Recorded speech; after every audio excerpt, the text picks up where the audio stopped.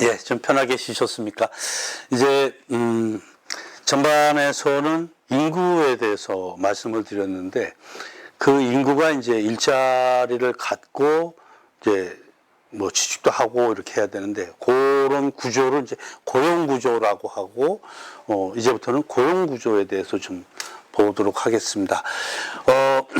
인구를 아까 생산 능력에 따라서 이렇게 구분을 한다고 그랬는데, 고용에서는 인구를 그 경제 활동하고 있는 상태에 따라서 또 구분을 좀 합니다. 그래서 15세 이상 생산 가능 인구를 두고 그 생산 가능 인구는 크게 둘로 나눠집니다.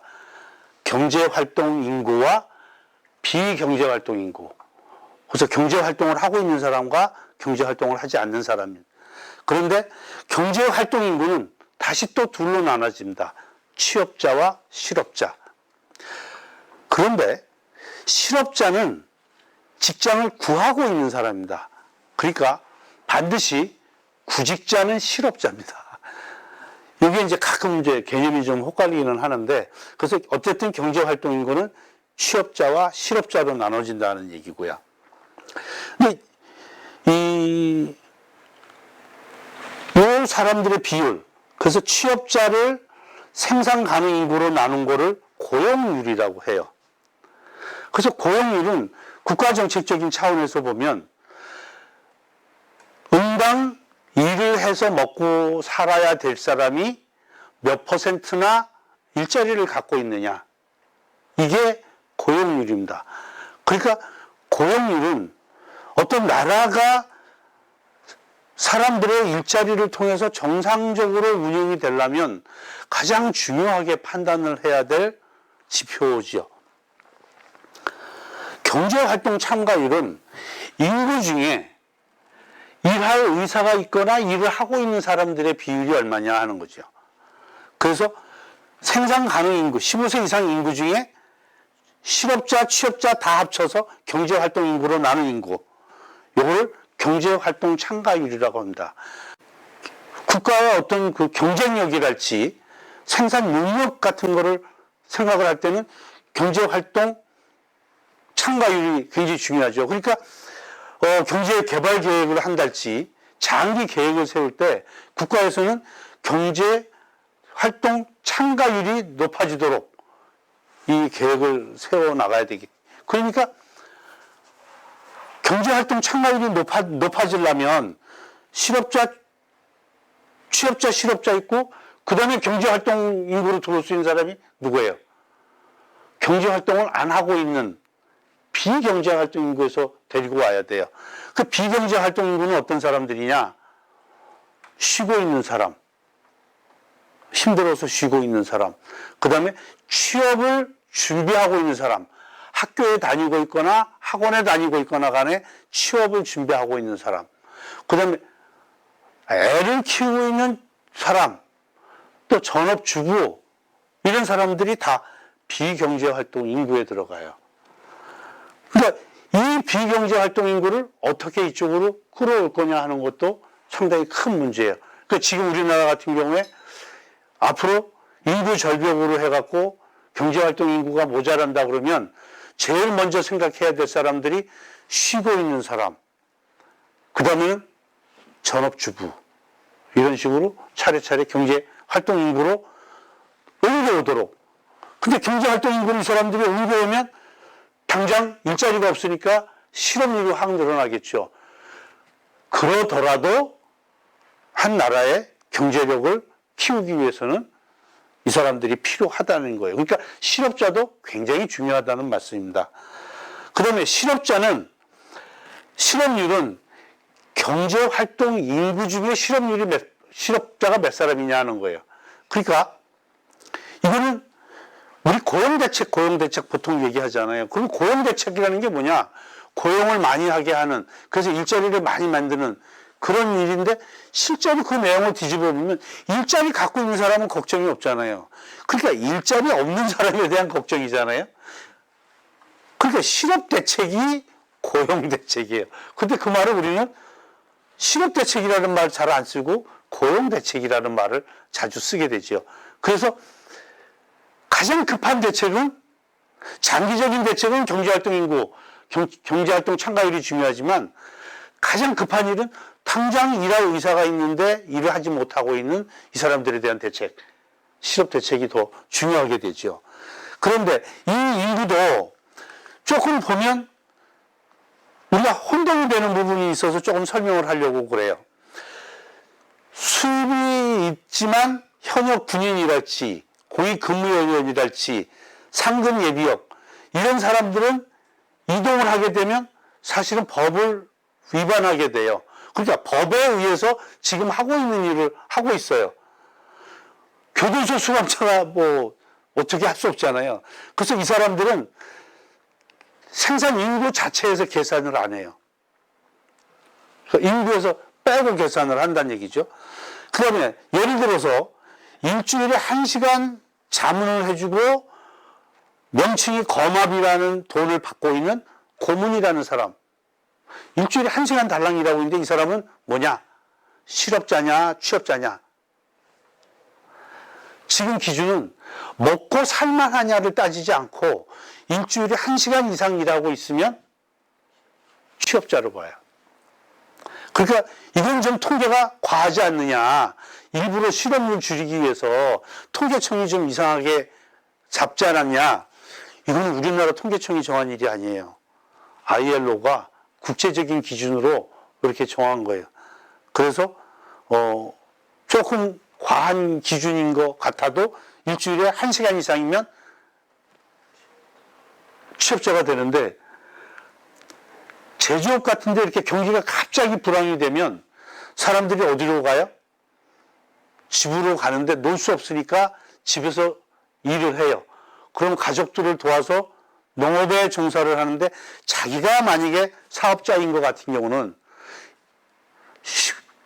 여름 한철에 가갖고 일이 그렇게 많나요? 그러면 실업한 사람이 놀며 쉬며 일을 하는데 일주일에 1시간 이상 일을 한단 말이에요. 그렇게 되면 그 사람은 실업자가 아니에요. 취업자가 돼요. 그래서 통계를 보다 보면 제조업이나 건설업이 줄어들면서 농업 취업자가 확 늘어날 때가 있어요.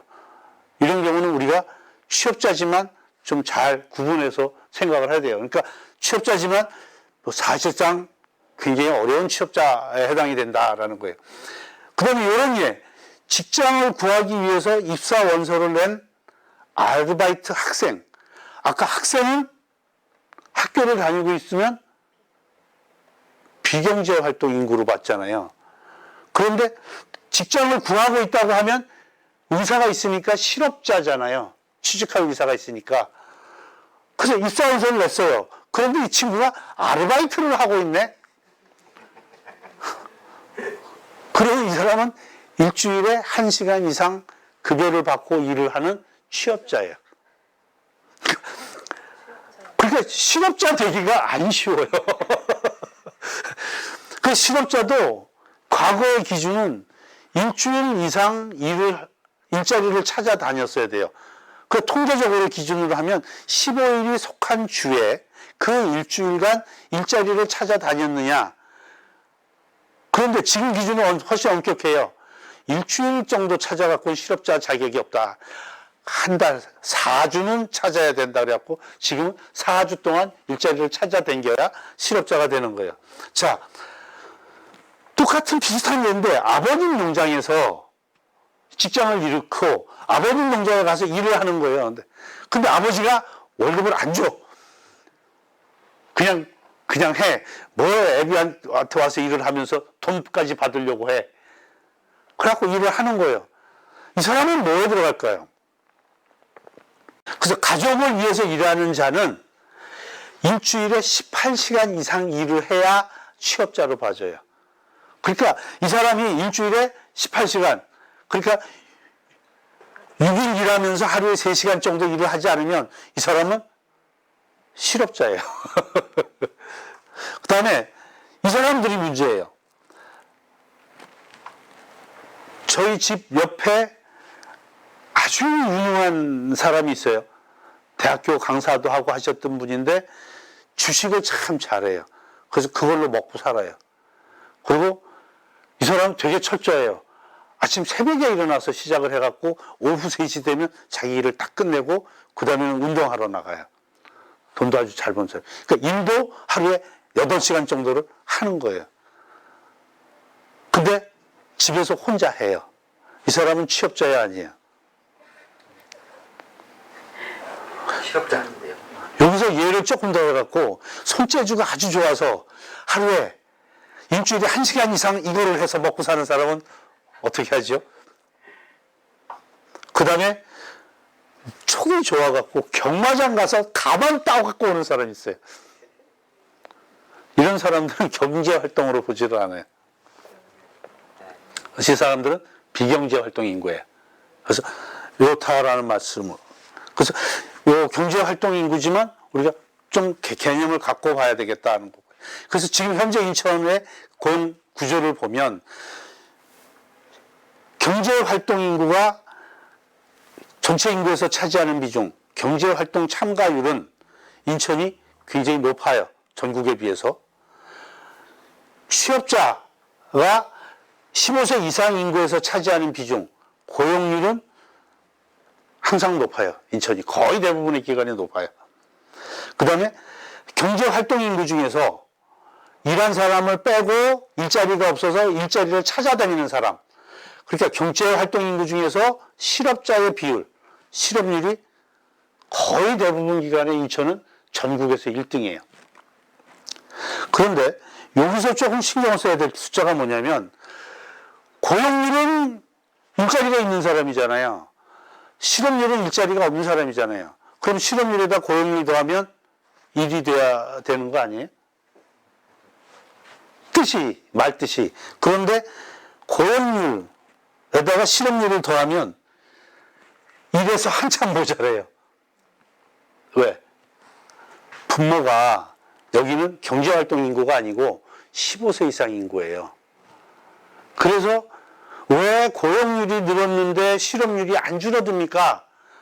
이건 별개의 문제예요. 그래서 이게 혼동이 되지 않도록 다시 말씀을 드리면 고용률은 15세 이상 인구 중에서 취업자의 비율이고 실업률은 경제활동 인구 중에서 실업자의 비율이래. 그래서 두 개 합치면 한참 이래서 모자란다라는 말씀을 드리고. 자, 그래서 인천의 이제 경제활동 인구와 고용률과 실업률, 이 세 가지가 가장 중요한 비율인데 이 비율 추이를 보면 경제활동 인구, 경제활동 참가율이 거의 대부분의 기관에 있어서 인천이 전국 평균보다 높아요. 실선은 전국이고, 인천이고 점선이 전국이에요. 고용률 역시 높아요. 그런데 고용률이 인천이 늘 높으냐, 경제활동 참가율이 늘 높으냐, 이런 기간 보면 작아요. 인천이 더 낮아요. 이 기간이 언제냐? 2003, 4년, 5년, 이때가 이 경기가 되게 어려웠을 때인데 이때가 뭘로 해서 어려웠을까요? 카드채 사태라고 해갖고 우리나라판 금융위기 비슷한 상태가 있었어요. 이때가 인천이 굉장히 어려웠었어요. IMF, 이때는 외환위기 때는 다 우리가 알다시피 인천이 이렇게 낮아요. 경제활동 참가율이 낮다라는 거는 그 인구가 빠져서 어디로 가는 거예요? 비경제활동 인구로 간 거잖아요. 그러니까 경제가 위기 상황이거나 이렇게 아주 침체가 된 때에는 나 다녀봐야 일자리를 구할 가능성이 없으니까 쉼, 아니면 취업 준비 중 해갖고 아예 경제활동 인구에서 빠져버리는 거예요. 그러니까 고용률이나 경제활동 인구가 경제활동 참가율이 쭉 떨어져 버리는 거예요. 그래서 이렇게 급격한 때에는 인천에 실업률이 퍽 뛰어요. 그러니까 IMF 같은 때에는 이렇게 같이 뛰지요. 전체적으로 보면 실업률은 어느 기관에 관계없이 인천은 전국보다 높고 대신에 경제활동 참가율은 어떤 전망이 보일 때는 계속 높은데 아주 침체가 돼갖고 어려울 때, 그러니까 요즘 같은 때도 좀 굉장히 어려울 때지요. 근데 이런 정도까지는 안 가고 지금 버티고는 있는데 이렇게 이런 추세를 보이고 있다는 것을 알아두고요. 전국 다른 시도와 비교해서 어떠냐? 다른 시도와 비교했을 때 경제활동 참가율을 최근 3개년으로 비교했어요. 이거는 3개년으로 했으니까 이건 연중 평균입니다. 12개월을 더해서 나눈 거예요. 경제활동 참가율이 인천이 보면 64%, 5%, 65% 해갖고 전체 17개 시도 중에 2등, 그 다음에 8개 광역시 중에 1등, 거의 2등, 1등, 3등, 1등이래요. 그러니까 인천은 경제활동 참가율은 굉장히 높다. 이 얘기는 인천 시민들은 경제활동 참가에 굉장히 적극적이다. 그러면 인천은 인구, 노동력 자원은 굉장히 훌륭하다. 그죠? 전국에서 가장 알아줄 만하다. 이렇게 되는 거예요. 고용률. 그래서 인구 중에, 인천 인구 중에 얼마나 취직이 되고 있느냐. 여기는 인구 중에 얼마나 일하려고 하거나 실업자인이라도 일하고 있거나 일하려고 하거나 대드는 사람들의 비율이고, 여기는 전체 인구 중에 일자리를 갖고 있는 사람의 비중이에요. 2017년에 인천이 7등, 4등, 5등 그래요. 그러니까 전체로 보면 중간에서 약간 위쪽, 중상 그룹에 해당이 돼요, 고용률이. 그런데 8개 시도 중에서 보면 1등, 1등, 1등. 그러니까 인천은 인구 대비해서 일하고 있는 사람의 비중이 굉장히 높은 도시예요. 그런데 왜 전국하고 비교하면 떨어지느냐? 이게 산업 특징이 뭐냐면, 예를 들어서 제주도 고용률이 늘 1등이에요. 왜 그럴까? 제가 제주 본부장을 1년 반을 했었는데 거기는 실업이 될 가능성이 별로 없어요. 여기는 관광 안내를 해도 되고, 감귤 농사라는 게 있어요. 귤. 집집마다 귤을 심는데 이거는 그렇게 일손이 많이 들어가지를 않아요. 그래서 대부분 사람들은 직장이 한 2-3개쯤 되는 셈이니까. 그러니까 이거 하나 떨어져도 장사하다가 안 되면 아유 감귤 농사 하지. 감귤 농사 너무 힘들면 아유 나 골프장 캐디 할래. 할 게 많아요. 그 농사 지역을 보면 대체로 고용률이 높아요. 그래서 이 고용률은 이 조지역하고 직접 비교하기는 좀 어려운 면이 있어요. 그렇지만 인천은 일하려는 의지, 일하고 있는 것도 굉장히 높고 취업률이 굉장히 높다. 그런데 실업률을 보니까 전국 평균이 3.78 정도인데 인천은 4.34, 4.6 요 정도 수준이에요. 17개 시도 중에 1등, 4등, 1등. 8개 광역시 중에 1등, 4등, 1등. 다 1등인데 여기가 왜 그럴까? 2018년에 기억나는 사건이 혹시 있을까요? 사드 사태라고 그래갖고 우리가 굉장히 애를 먹은 적이 있어요. 그래서 서울에 관광객이 와오는 거예요, 그냥 갑자기. 그래갖고 인천은 가만히 있는데, 인천은 중국 관광객이 원래 별로 안 왔어요. 그 다음에 그 해가 조선업이 거의 공항에 가까웠어요. 그런데 인천은 조선업이 원래 거의 없어요. 그 다음에 자동차 산업이 그때 굉장히 불황이었어요. 그런데 인천에 자동차가 있는데 그때 GM하고 해갖고 굉장히 선방을 했어요. 시가 다 달라붙어서. 그래서 인천은 가만히 있는데 서울, 대구, 울산 여기가 실업률이 인천을 앞서가 버렸어요. 그러니까 인천이 가만히 있는데 1등 잘하고 있는데 실업률이 다른 데가 높아져 갖고 인천이 실업률이 4등으로. 근데 좀 지나서 인천이 도로 제자리를 찾아왔어요. 자, 인천 사람들은 일도 열심히 하고 취직도 잘하고, 그런데 실업률이 굉장히 높은 게 하나 문제가 되는 거죠. 왜 문제가 될까? 도대체 어디를 취직을 많이 시켜주면 어디를 대책을, 실업 대책을 세워주면 이 문제가 해결이 될까? 그 타겟을 찾는 거예요.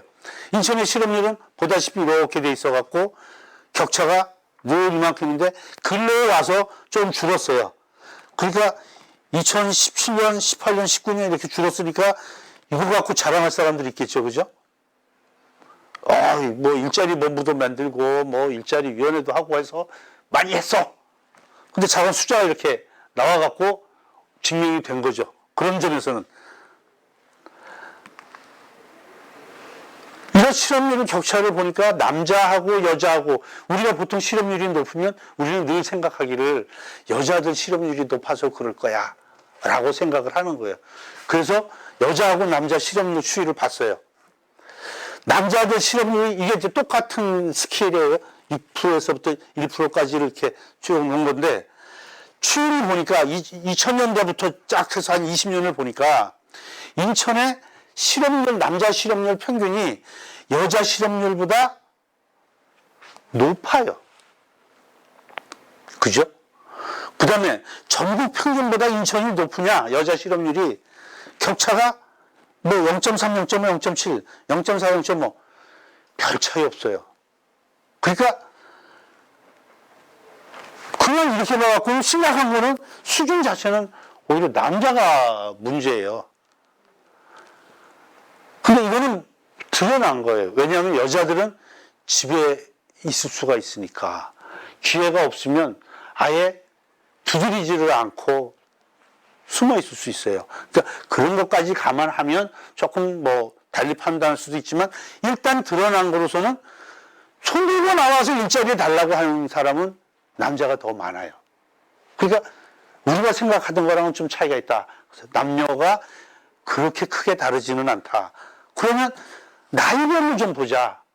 나이별로 보니까 우리는 보통 취업 안 되는 계층, 연령층, 그러면 청년층으로 알아요. 그죠? 청년층이 높은 건 맞아요. 뭐 10%, 8%에서 뭐 이 정도 12% 수준을 왔다 갔다 하니까 청년층의 실업률이 높아요. 그런데 다른 지역에 비해서 높으냐? 전국 평균에 비해 보니까 오히려 인천이 실업률이 낮은 거예요, 거꾸로. 이게 마이너스예요, 마이너스. 격차가. 그러니까 이제는 인천만 실업률이, 청년 실업률이 높다. 이 얘기는 아니에요. 그럼 청년은 그렇다 치고, 그럼 중장년에 해당이 되는 30에서 59세. 여기는 보니까 차이가 없어요. 이제는 전국 수준이에요. 조금씩 이렇게 차이가 나는데, 여기도 우리 저 일자리 본부에서 오신 분 같으면 요렇게, 요때, 요거 다 내공이야 그러시겠죠. 그죠? 차관, 그래서 이제는 청장년은 전국하고 실업률 격차가 인천이 별로 크지 않다. 그런데 노인네를 보자는 거예요. 노인네들 실업률이 청년보다 훨씬 낮아요. 이렇게 증가를 하면서 격차가 이 정도 격차를 계속 보이고 있는 거예요. 훨씬 큰 격차를 보여요. 그러니까 인천의 실업률이 전국 평균보다 늘 높은 이유는 뭐다? 한마디로 딱 정리하면 노인네들. 근데 인천의 노인네 증가율이 굉장히 크잖아요. 그러면 앞으로도 이 문제는 지속될 거다 하는 거죠. 그런데 이 청년 실업, 이 문제는 문제이기도 하고 아닌 것이기도 한 것이 격차가 없는데 높아요. 청년 실업률이 이렇게 높은 이유가 뭘까요? 노인네들은 실업률이 왜 이렇게 낮을까요? 이게 우리나라에 어떻게 보면 나라의 문제이기도 해요. 왜냐하면 인천하고 전국하고 차이가 없으니까 노동의 이중구조. 그러니까 한 번의 선택이 10년을 좌우한다고 그러는데 우리 청년들은 한 번의 선택이 4, 50년을 좌우할 수 있어요. 첫 직장을 어떻게 갖느냐가 굉장히 중요하잖아요. 그러니까 망설일 수가 있고요. 노년층은 자기만 먹고 살면 돼요. 65세 이상 되면 대부분 다 내보내고 나만 먹고 살면 돼요. 그러니까 급여 수준 그렇게 중요하지 않아요. 근데 젊은 친구들은 앞으로 일이 큰 일인데 어떻게 그걸 마구 정해요. 그러니까 조건이 까다로워질 수밖에 없어요. 그 다음에 평판이 저 같은 경우 무슨 일을 해도 저는 아무 불편이 없어요. 제가 서클 같이 했던 중요한 아주 존경하는 선배 한 분은 지금 청소하고 계세요. 구청에 이렇게 해갖고 그 부인이 막 펄펄 뛰는데 본인은 아주 당당해요. 수많은 경험을 하고 살아왔기 때문에 남들이 비록 하찮게 봐도 자기는 전혀 꺼리낌이 없어요. 그리고 그분을 보고 야, 너 뭐 하는 거야? 이렇게 얘기 안 해요. 아이고, 대단하십니다. 거꾸로 그래요. 뭐 대기업 임원하셨던 분이 웨이터 했을 때 그분을 다 존경했지 누가 함부로 대하지 않았어요. 그렇지만 청년이 처음부터 웨이터를 할 수는 없어요. 그죠?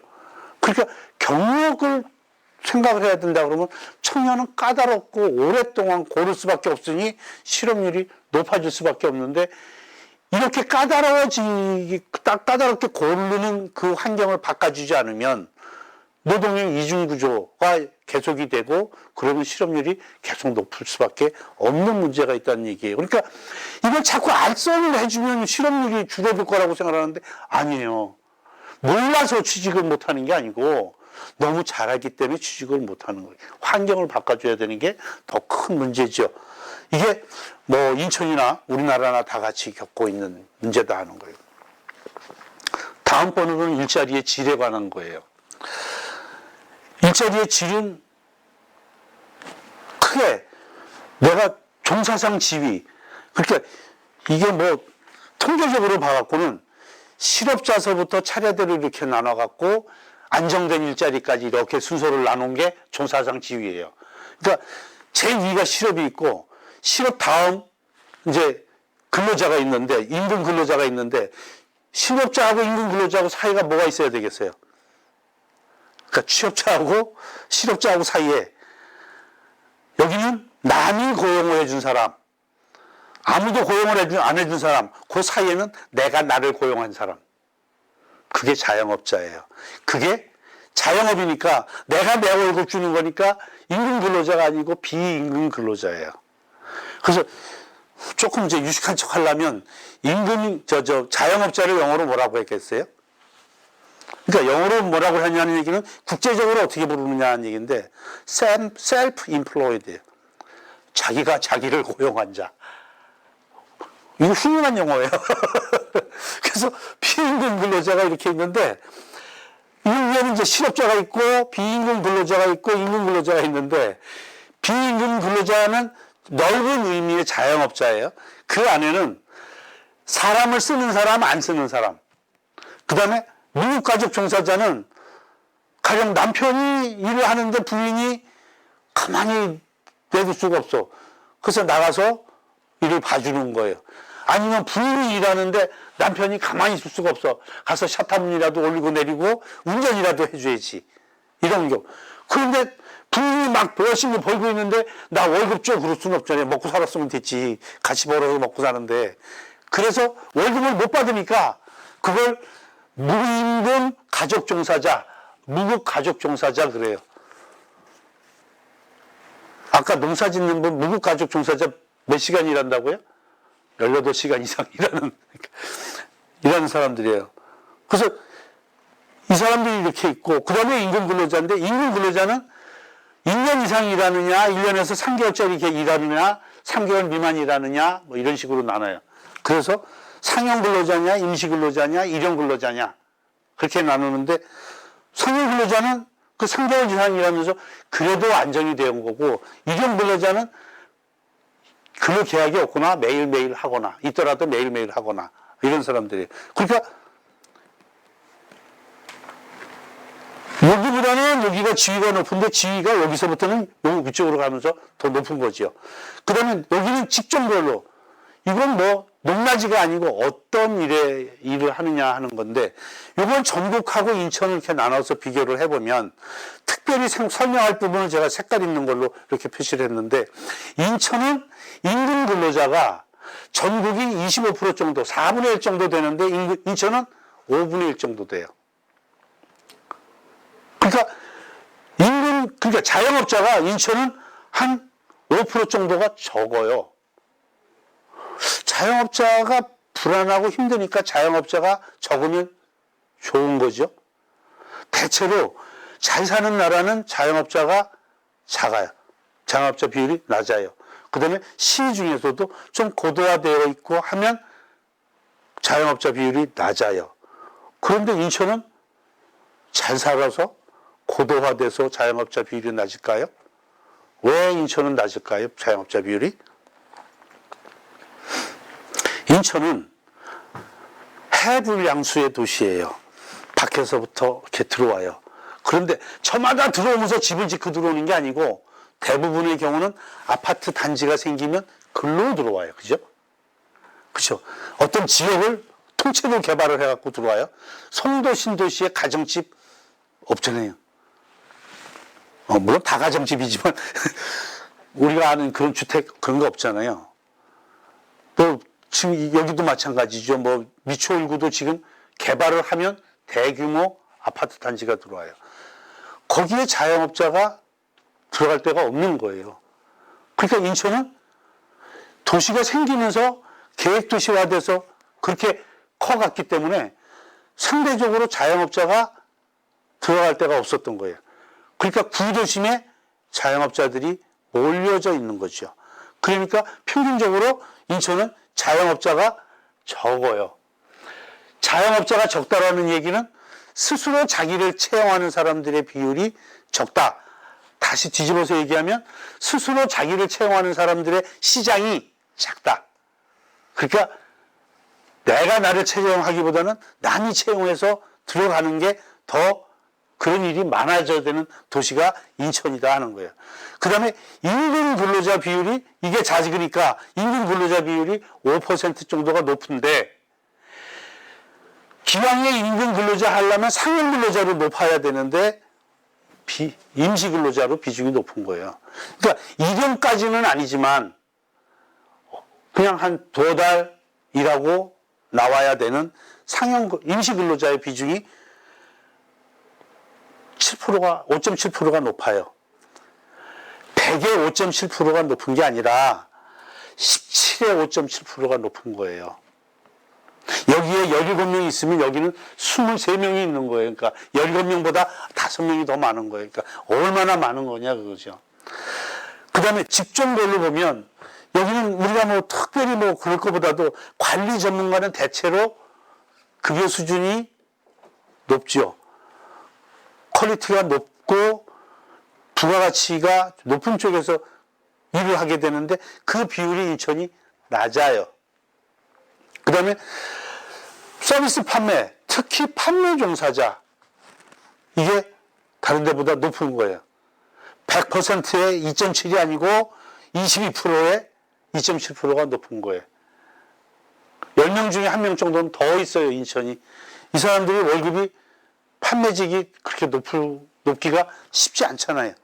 그 다음에 판매 말고 이제 제조 쪽이나 이쪽에 기능 위주로 보면 단순 노무 종사자가 높은 거예요. 그러니까 인천이 직업 구성으로 봐서도 좀 몸으로 때우는 일이 많고 급여가 상대적으로 적은 쪽에 사람이 많고 고급 직종에는 좀 적구나 하는 것을 알 수가 있죠. 그 다음에 여기는 산업별로예요. 자, 앞에서 임시 근로자가 많았어요. 인천에. 임시 근로자가 이 중에 어느 분야로 들어가서 일을 할 건가 한번 생각을 해보면서 얘기를 들어주시기 바랍니다. 여기서 지금 특징 중에 하나가 제조업 인구가 인천의 제조업 비중은 제가 지난번에 얘기할 때 전국이 한 32% 이렇게 되는데 인천은 27점 몇 프로 해갖고 전국보다 제조업 비중이 작다고 그랬어요. 인천이. 산업 비중이 작다고 그랬는데 제조업에 종사하는 사람의 비중은 전국은 16%인데 비해서 인천은 20.7%예요. 4.4%가 높아요. 왜 산업 비중이 작은데 일하는 비중은 16%에 4.4%가 더 많을까? 이 사람들이 일하는 시간이 얼마나 될까? 계약 기간이. 여기에 다른 데는 그렇게 크게 차이가 없는데 이렇다면 임시직 근로자가 이쪽에 들어갔을 가능성이 많다는 얘기죠. 그러니까 산업 비중도 작으면서 사람은 많고 스테이터스가 불안한 정한 그 사람들이 제조업에 몰려있다는 얘기예요. 인천에. 그러니까 제조업을 가령 노후화되어 있고 하청화되어 있고 그 다음에 이런 식으로 영세하고 이렇게 되어 있다면 이런 가능성이 굉장히 높아지는 것이죠. 또 하나 높은 데가 전기, 운수, 통신, 금융업이에요. 금융, 인천지방은행이 없어요. 통신, 전기는 발전소가 인천에 있어요. 그러니까 그 부분이 가능하고, 운수, 인천이 운수업 비중이 굉장히 높아요. 운수업 비중에는 뭐 공항에서 일하는 사람들이 높아서 운수업도 높겠지만은 배달, 이런 쪽에 일도 굉장히 높아지고 자주 이 취업자 수가 자주 바뀌어요. 이쪽 비중이. 파일럿 수가 자주 바뀌지는 않아요. 발전소에 일하는 분이 자주 바뀌지는 않아요. 그렇게 자주 바뀌고 하는 거는 운수업 비중이 배달, 이런 쪽에 3달 이내에 일할 수 있는 이런 사람들의 비중이 굉장히 높다는 뜻을 여기에 내포를 하고 있어요. 그 다음에 나머지는 취업시간별이에요. 일주일 동안에 몇 시간 일하느냐. 이걸 보니까 36시간 이상 일하는 사람의 비중이 높아요. 그러면 이런 스테이터스로 오랫동안 일하면서 주당 평균 취업시간이 더 많고 월급은 평균적으로 28만 원이 적은 거예요. 일주일에 평균 1시간씩 더 일을 하면서 월급은 적고 스테이터스는 상대적으로 낮고 하는 일은 비교적 월급이 적은 일 쪽에 가고 이런 게 인천의 일자리의 질이 이렇게 되어 있으니까 다 그렇다라는 게 아니라 조그만씩 차이가 그래서 인천의 그 취업 고용 구조로 봐서는 조금 전국 평균에 비해서 불리하게 구성이 되어 있다. 그러니까 우리가 앞으로 어떤 쪽에 문제를 갖고 어떻게 해결해 나가야 될지를 짐작할 수 있는 얘기다 하는 겁니다. 요까지 얘기를 하고 나면 이제 질문이 생기는 거죠. 고용률이 높다면서 아무리 그게 별개라고 하더라도 실업률이 계속 높은 게 이상하지 않냐. 인천의 실업률이 왜 그렇게 높으냐. 그 다음에 자영업하고 실업률이 물론 이렇게 있어도 될 텐데 이 관계가 좀 어떤지 이게 궁금하다는 질문을 많이 받습니다. 실업률이 높은 이유를 설명드리기 전에 인천 사람들은 되게 열심히 일하고 그랬잖아요. 경제활동 참가율도 높고 고용률도 높고 경제활동 참가율이 높다는 얘기는 일하자고 손드는 사람이 많다는 얘기고 그런 건데 일단 실업률을 계산하는 방식을 먼저 보면 실업자는 구직자는 실업자예요. 뭐 구직 당년자는 이게 실업자가 아니에요. 그러니까 아예 경제활동인구에서 빠져버려요. 그런데 실업률을 계산을 할 때는 경제활동인구를 갖고 실업자를 나눈 거예요. 만약에 실업률이 4%인 상태에서 집에서 잘 놀고 있던 잘 놀았는지 몰라도 자고는 집에서 놀고 있는 두 사람이 저 일하겠습니다 하고 손을 들었어요. 손을 드는 순간 이 사람은 구직자가 되는 거죠. 물론 4주간 구직 활동을 해야 되겠죠. 그러면 4%에서 두 사람이 일하겠다고 손을 들면 100분의 4가 102분의 6이 되죠. 실업자가 2명이 늘어나고 경제활동 인구가 집에 있던 비경제활동 인구가 둘이 늘어나갖고 102분의 6이 돼요. 100분의 4는 4%가 맞는데 102분의 6은 거의 6%죠. 그러니까 실업률이 높은 이유는 한마디로 얘기하면 일하겠다고 손들어서 그래요. 그 왜 일하겠다고 손을 드느냐. 인천의 노동시장의 구성이 임금 근로자 비율이 전국보다 높다고 그랬잖아요. 임금 근로자의 특징은 일자리를 잃으면 쉬어요. 계속 일하겠다고 해야 되지요. 비상용직, 임시 근로자를 포함해서 이 비율이 전국보다 5%가 높아요. 이 사람들은 진짜 집에서 쉬면 잘못하면 밥 굶는 사람들이에요. 그러니까 이 사람들 적극적으로 일자리를 찾을 수밖에 없어요. 거기에다가 여성 참가율 자체가 높아요. 그러니까 여성 참가율은 여성은 이직률이 다른 데보다 높아요. 이직이 되면 바로 손을 들어야 돼요. 그러니까 이게 구직단념을 할 수가 없게 만드는 요소예요. 그러니까 계속 일자리를 찾게 되는 실업률을 높이는 이유가 되죠. 기본적으로 베이스가. 거기에다가 인천의 또 실업률을 높이는, 어떻게 생각하면 인천으로서는 좀 억울한 게 뭐냐면, 인천에는 그 3D 업종이 많아요. 3D 업종의 특징은 자주 사람이 바뀌어요. 이직률이 높아요. 힘드니까. 그런데 이직률이 높은 지역은 특이한 현상이 생기는 게 뭐냐면, 애지간해서는 취직하기 어려운 노동시장에서 경쟁력이 상대적으로 떨어지는 사람들이 많이 모여요. 왜? 많이 잘리니까 거기에 가서 줄을 서야 취직이 될 가능성이 높은 거예요. 이런 사람들이 어떤 사람들이냐? 지금 현재로서는 외국인 근로자, 북한에서 오신 분들, 이런 분들. 그러니까 이런 분들이 인천에 눈에 많이 띄는 이유가 그런 이유 중에 하나예요. 3D 업종이 많고. 또 하나 이유는 뭐냐? 인천은 도로가 사방으로 이렇게 나 있어갖고 인천을 바둑판 모양으로 조각조각 잘라놓은 특징이에요. 그러면서 내부 순환도로가 없어요. 그래서 강화에서 남동문간에 취직이 되면 출근할 수 있어요? 이 순환도로가 있으면 이렇게 돌아서 올 텐데, 인천의 순환도로는 서울의 교통체증을 방지하기 위한 거예요. 그러니까 이렇게 돌아서 내려가고, 외곽순환도로, 뭐 이게 다 인천하고 별 관계 없어요.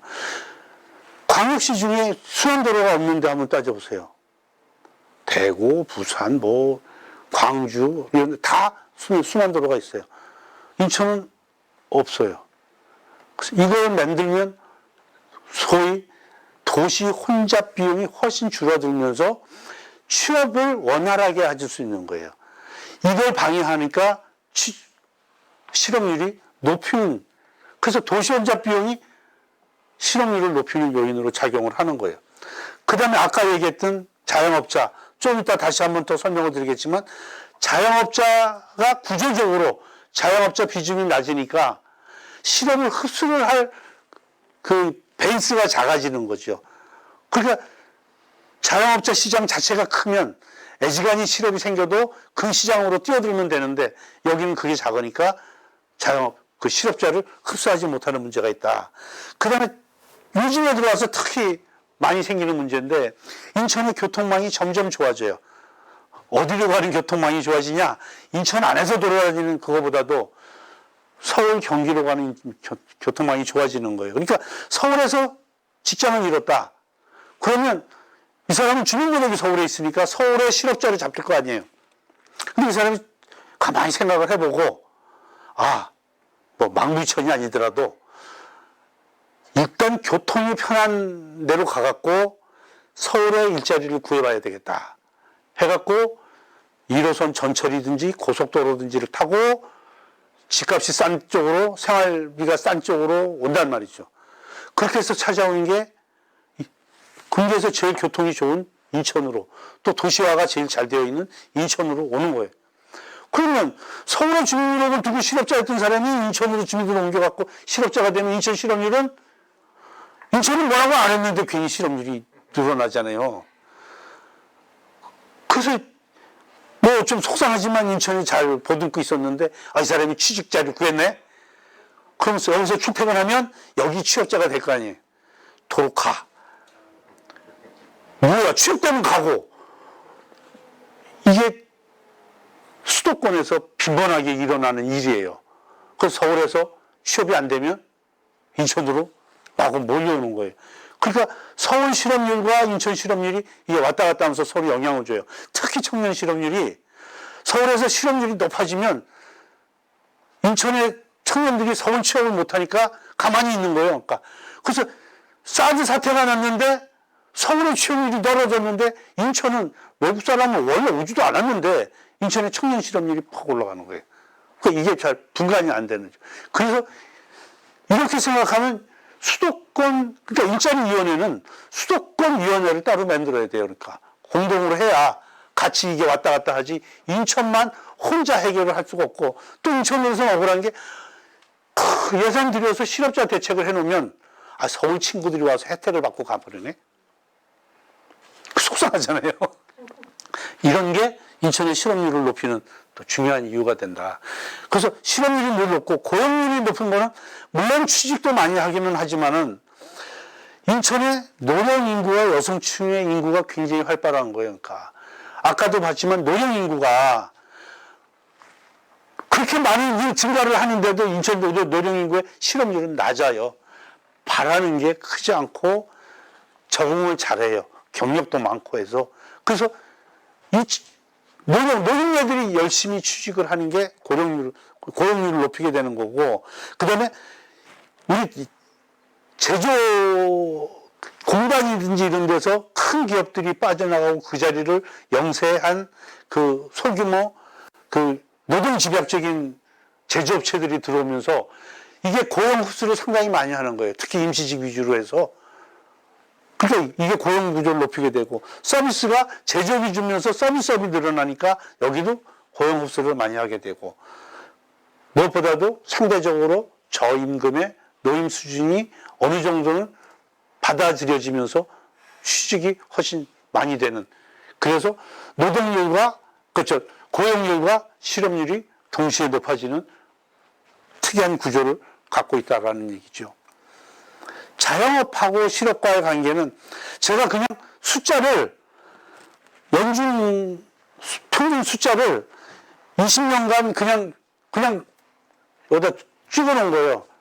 그래서 인천의 자영업자 수를 이렇게 해놓고 밑에다가 실업자 수를 이렇게 놨는데 그림이 닮지 않았어요? 여기가 물이라면 이렇게 해서 탁 마치 그림자를 보는 듯이 닮았잖아요. 대칭 구조를 이루고 있는데 실업률이 높아지면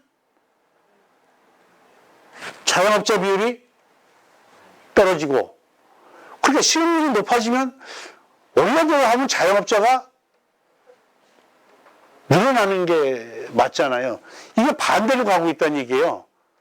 그래서 자영업자가 높아지면 실업률이 그만큼을 흡수하고, 그래서 이게 반대로 돼갖고 실업자를 구제하는 역할을 하는 게 자영업 역할을 한다. 근데 여기서 우리가 좀 주목을 해야 될 게 인천은 대규모 슈퍼몰이 잘 생기잖아요. 대규모 슈퍼몰이 생기면 제일 피해를 보는 사람들이 자영업자들이에요.